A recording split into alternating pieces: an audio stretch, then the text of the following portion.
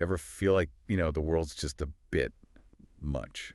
Work, life, everything pulling at you. Oh, absolutely. That feeling of just wanting to hit pause, lower the stress. Yeah, find that reset button and maybe boost your mood while you're at it. It's that state we're all kind of searching for, isn't it? Not just coping, but actually flourishing. Exactly, flourishing. And what if I told you the key wasn't some, like, complex new therapy, but maybe just getting outside more? Ah, well, that leads us perfectly into our topic today. This deep dive is all about a really surprising connection, backed by some solid research.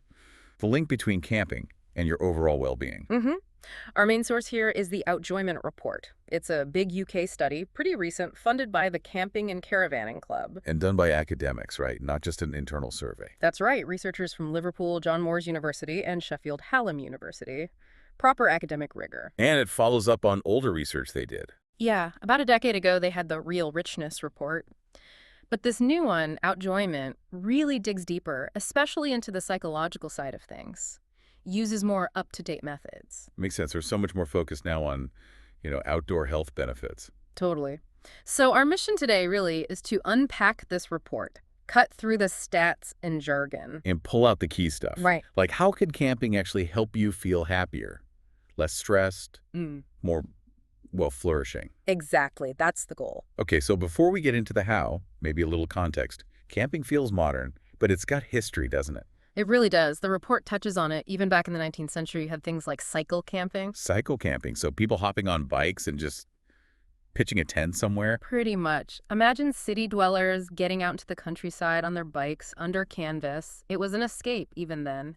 A way to connect with nature, feel revitalized. And then things got more organized. I'm thinking summer camps. Yeah, the summer camp movement really took off, particularly in places like the US and Australia around the 1920s. And they were just about, like, tying knots, were they? No.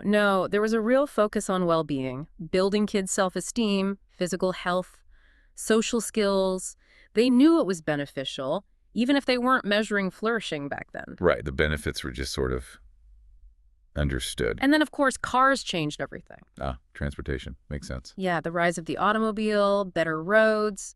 Suddenly, families could travel further, easier. That paved the way for caravan parks, made it all much more accessible. And now, look at it today. Camping is so many different things. Totally diverse. You've got your hardcore wild campers, people in massive RVs, camper vans. And then there's glamping, which is kind of its own category, isn't it? Definitely. And the report actually points out something interesting there about motivations. Oh, yeah? What's that? Well, it suggests traditional campers are often really seeking that direct interaction with nature. You know, the sounds, the smells, getting your hands dirty, Yeah. adventure focused. Yeah, and glampers. Glampers still value being outdoors, obviously, but maybe approach nature more as a spectator. Comfort is a really high priority alongside the nice views. Different vibe. Interesting distinction. Okay, so that's the what and how it evolved. But why do people actually do it? What pushes them? The push factors, as the research calls them. These are the internal drivers, you know. Right. What makes someone want to go camping? Well, top of the list, no surprise, are things like escapism and relaxation, just getting away from the daily grind. Makes total sense. But also really high up there. Being in nature, reconnecting with it, even just the pursuit of happiness itself, adventure too. And you mentioned something earlier, affordability. Oh, absolutely crucial. For a lot of people, camping is just a much more budget-friendly way to have a break, a holiday compared to hotels or resorts. That's a big push factor. I can't argue with that. What else? There's a big social element too. The desire to connect, making memories together, spending quality time with family, friends. That shared experience is a huge draw. Okay, so people want escape, nature, connection, maybe save a bit of money. But does it actually work? Does camping deliver on improving well-being? Right. This is where the report gets really juicy. The core findings comparing campers to non-campers. And the results are pretty strong, I gather. They really are. Using proper psychological measures, they found campers are significantly more likely to be classified as flourishing. That word again. Remind us what that means exactly. It's basically optimal mental health. Not just being okay, but really thriving, feeling good and functioning well. And the difference was big. Huge. We're talking 43.9% of campers hitting that flourishing level compared to only 30.5% of non-campers. Wow. So nearly half of campers are flourishing. That's quite something. It's a massive difference, almost 50% more likely to be in that optimal state if you camp. It's not just a tiny improvement then. Not at all. And look at the other end of the scale, languishing. That's the term for poor mental health, feeling a bit empty or stuck. Only 4.8% of campers fell into that category. But for non-campers, it was 11.4%, more than double. So camping seems protective against that low state, too. The data certainly points that way. It's quite stark. Did they look at things like general happiness, Yeah. anxiety levels, the kind of stuff national surveys track? Yep. They used measures similar to the ones the Office for National Statistics uses here in the UK. Yeah. Campers scored significantly higher on life satisfaction, feeling life is worthwhile, and just general happiness. And importantly, they reported feeling less anxious than non-campers. Less anxious. That's a big one for many people. Absolutely. And what's really telling is where their scores landed. On the official ONS thresholds, campers' average scores for happiness, satisfaction, and worthwhile activities were in the high range. High range. Okay, and non-campers. They were in the medium range, so it's not just a slight edge for campers. It's a qualitatively different level of reported well-being, deeper contentment, more purpose. Okay, wow. What about stress? The everyday pressure cooker feeling. Measured that, too, using the perceived stress scale, where higher scores mean more stress. Yeah. Campers scored significantly lower. Their average was 16.07. Non-campers were up at 18.25. Is that a big drop? What do those numbers mean? Well, on that scale, roughly 0.13 is low stress, 14.26 is moderate, and 27 plus is high. So both groups are in the moderate range, but campers are definitely at the lower end of moderate, while non-campers are creeping higher. Dropping over 2 points is a noticeable, measurable difference in perceived daily stress. Less stressed, happier, more satisfied, feel life's more worthwhile. What about overall mental functioning? Good question. They use another tool, the Mental Health Continuum short form. This looks beyond just feelings to how well you're actually functioning. How so? It covers emotional well-being like happiness, interest in life, social well-being, connection, belonging, and psychological well-being, feeling competent, having purpose, autonomy. Right, the whole picture. Exactly. And campers reported significantly higher levels across all three dimensions. Emotional, social, and psychological well-being were all better. It seems pretty comprehensive. And I guess, given it's camping, nature connection must be part of this. Unsurprisingly, yes. Campers showed significantly higher levels of nature connectedness. It really suggests that being immersed in nature isn't just incidental to camping, it's likely a key driver of these benefits. Right, it's not just the backdrop, it's the active ingredient, sort of. Precisely. Now, you mentioned something really intriguing earlier about how often you camp making a difference. Ah, yes, the frequency factor. This was fascinating. Basically, the more you do it, the better the effect seems to be. Okay, tell me more.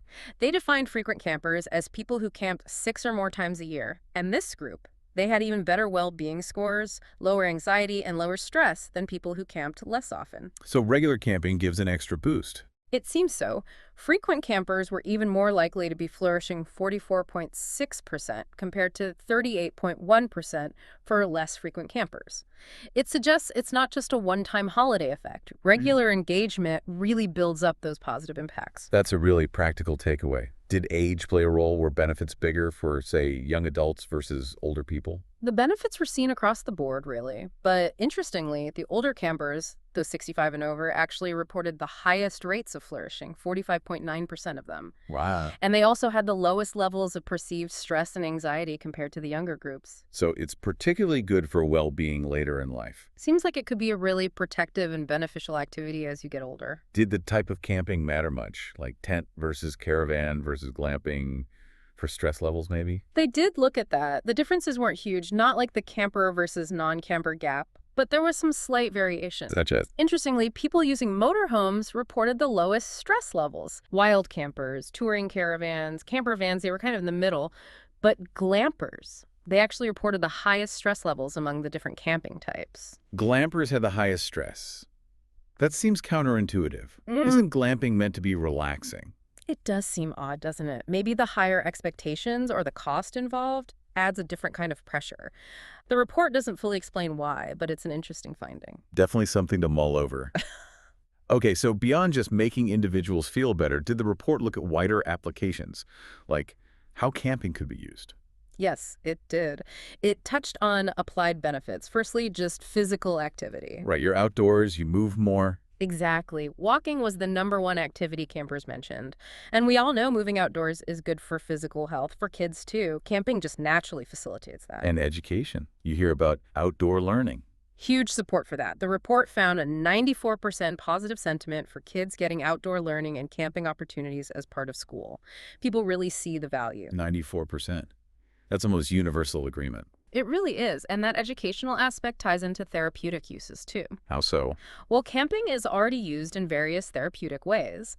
Think residential summer camps for young people facing challenges, or medical camps for kids with chronic illnesses. What kind of benefits do they see there? Things like building relationships, feeling accepted, having more freedom and fun, gaining autonomy, better social skills. It's also part of adventure or wilderness therapy programs. For things like trauma. Yes, some programs use it, and studies suggest it can help reduce symptoms like depression and anxiety, improve things like anger management, and build connection. So it's got real therapeutic potential, Mhm. which leads us to green prescribing. Is that the term? Exactly. Green prescribing or social prescribing involving nature. It's a growing area in UK health policy, within the NHS too. So doctors prescribing a camping trip. Potentially, or at Yeah. least prescribing time in nature, and camping could be a major part of that. The report really highlights camping's potential here, given the strong evidence linked to well-being. Is there public support for that idea? Prescribing nature instead of, or alongside, medication. Massive support again. 83% combined positive sentiment for healthcare professionals being able to prescribe nature time, including camping, for mental health issues. People seem very open to it. That's really powerful, isn't it? Integrating nature formally into healthcare. It feels like a really promising direction. Okay, so camping sounds amazing. Loads of benefits, potential applications. So why isn't everyone doing it constantly? There must be downsides or barriers. Yeah, the report does acknowledge obstacles. It's important to be realistic. What kind of things stop people? Well, things like fear about safety or crime come up, though. The report notes that can be context-dependent, referencing some U.S. research there. Also, practical worries like campsites being overcrowded. Yeah, popular spots can get busy. Physical limitations are another one. Some people might feel their health or abilities make camping too difficult. That makes sense. And the report also briefly mentions, kind of in a footnote, about future work, the need for more diversity and inclusion, making sure camping is accessible to all communities. Right, so organizations involved are aware they need to address those barriers. Seems so. The Camping and Caravanning Club, who funded it, mentioned looking into that. Good. So that leads us to what we don't know yet. What questions did the report leave open? Where does the research need to go next? Well, one big area is digging deeper into the how. We see the link camping equals better well-being, but what are the exact psychological mechanisms? What's happening in our brains and bodies? Understanding why it works could help make it work even better. Exactly, or help design interventions. Another area is researching camping specifically as a targeted mental health tool. Like for green prescribing. Yeah. How do we best help people with existing mental health conditions access the benefits?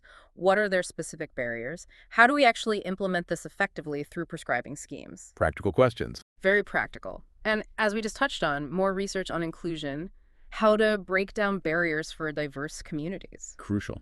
Anything else? One more interesting one. The link between nature connection from camping and pro-environmental behavior. So does spending time in nature make you want to protect nature more? That's the question. Does that immersive camping experience translate into more sustainable actions? A really vital connection to explore. Definitely. Okay, so let's try and wrap this up. What's the main takeaway from this deep dive into the Outjoyment report? I think the core message is pretty clear, and it's robust. Camping is seriously linked to better well-being, measurably less stress, significantly higher chances of flourishing, a stronger connection to nature. The evidence is strong. And it's not just like numbers on a page, is it? This points to real, accessible ways for you listening now to potentially improve your own health and happiness. Absolutely. It suggests that getting outdoors, maybe trying camping, whether it's a tent, a van, whatever form suits you could offer real returns for your mental state. It really makes you think, doesn't it?